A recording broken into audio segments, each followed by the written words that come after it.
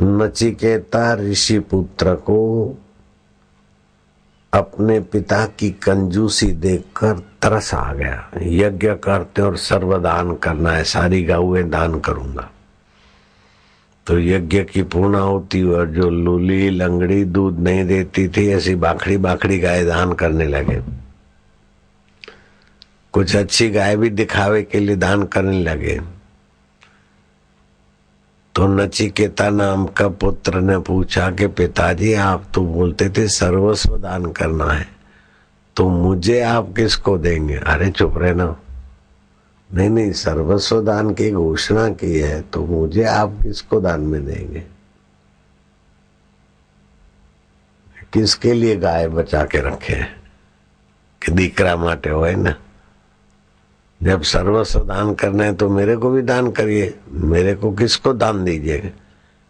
तो गुस्से गुस्से में कहा, तुझे यम को दान दूंगा, मृत्यु को दान करूंगा। बोले सतवचन। सतवचन कहते ही वो मृत्यु लोक में चले गए। एक दिन हुआ, दूसरा दिन हुआ, तीसरे दिन के बाद यमराज से मिलन हुआ। यमराज ने कहा, नचिकेता, जो अतिथि 3 दिन तक मेरी बाट देखे, मैं उसको 3 वरदान दूंगा। पहले तो तुम्हारे को बाट देखने के फल में। बोले महाराज 3 वरदान देते तो एक वरदान में कि पिता का मेरे प्रति जो नाराजगी है और मुझे यम को दूंगा, तो उनका सत्य संकल्प करके मैं इधर आया हूं, वो उनको फिर याद न रहे। दूसरी बात में हमारा पिता पुत्र का जो कुछ 19-20 हो गया, जो भी उन्होंने कुछ मांगा, मुझे पूरा वो कथा याद नहीं।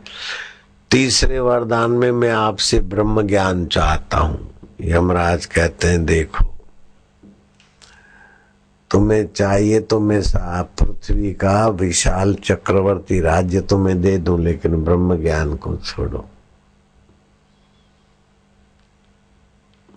बोले महाराज राज्य दोगे तो चक्रवर्ती राज्य दोगे, राजा बन गया और रानी नहीं मिली तो रोता रहूंगा। बोले रानी मिल गई, बच्चा नहीं हुआ तो भी रोता रहूंगा, बच्चा हुआ और बच्चा लोफर हो गया तो भी रोता रहूंगा, और छोरे की शादी नहीं हुई ठीक जगह पर, बहू हरामजादी आ गई, लुच्ची आ गई, लुफंगी आ गई तो भी दुख रहेगा।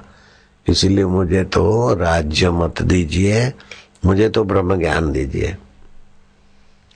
बोले नहीं, लड़का भी अच्छा होगा, बहू भी अच्छी होगी, लेकिन पौत्र अच्छा न हो तो। बोले वो भी अच्छा होगा, फिर हमें कोई बीमारी घेरेगी तो भी तो दुख होगा, तुम बीमार भी नहीं रहोगे। तो महाराज फिर हम 50-60 साल 70 साल में मर जाएंगे तो। बोले नहीं, तुम्हारी चिर आयु, जितनी जिंदगी चाहिए उतनी तुम जियोगे, 100-200-500 वर्ष चिरंजीवी तुमको बना दो। बोले महाराज 50-100 साल की उम्र भोगते हैं और फिर मरते हैं तो आसक्ति के कारण रोना पड़ता है। जब चिरंजीवी होकर भी तुम मरेंगे तो ज्यादा आसक्ति से ज्यादा दुख होगा। इसलिए हमें और 50-60 वर्ष के राजकाज में भी कई बार शत्रु चढ़ाई कर लेते हैं, तो मैं चिरंजीवी होऊंगा और 1000 वर्ष रहूंगा तो कितने शत्रुओं से युद्ध करना पड़ेगा। बोले नहीं, तुम पर कोई युद्ध भी हावी नहीं होगा, ये भी वरदान देता हूं। बोले महाराज फिर भी 1000 वर्ष का सुख भोगने के बाद भी मरेंगे ना, तो सुख की आसक्ति इतना ही 25-50 साल के सुख भोग से आदमी 2 करोड़ वर्ष भटकता है 84 लाख योनि में। तो मैं 1000 वर्ष चक्रवर्ती राज्य भोगूंगा तो मेरा क्या हाल होगा। राजा आज मरने के बाद सांप हो गया, राजा मृग मरने के बाद क्रिकेट हो गया, तो मैं 1000 वर्ष भोगूंगा तो मेरी क्या क्या दुर्गति होगी। इसलिए आप तो सर्व कर्मों के बंधन को काटने वाला हमें ब्रह्म ज्ञान ही दीजिए। मुझे लंबी आयुष्य नहीं चाहिए, चक्रवर्ती राज्य नहीं चाहिए, निष्कंटक राज्य नहीं चाहिए, क्योंकि बाद में तो उतना ही भारी दुख।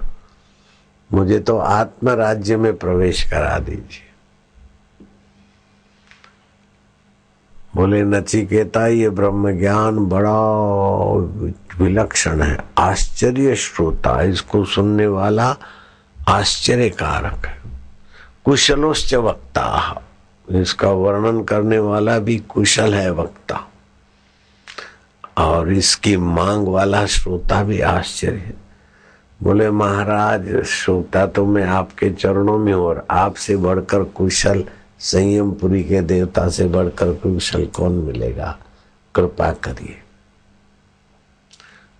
तब कहीं नचिकेता को ब्रह्म ज्ञान मिला है।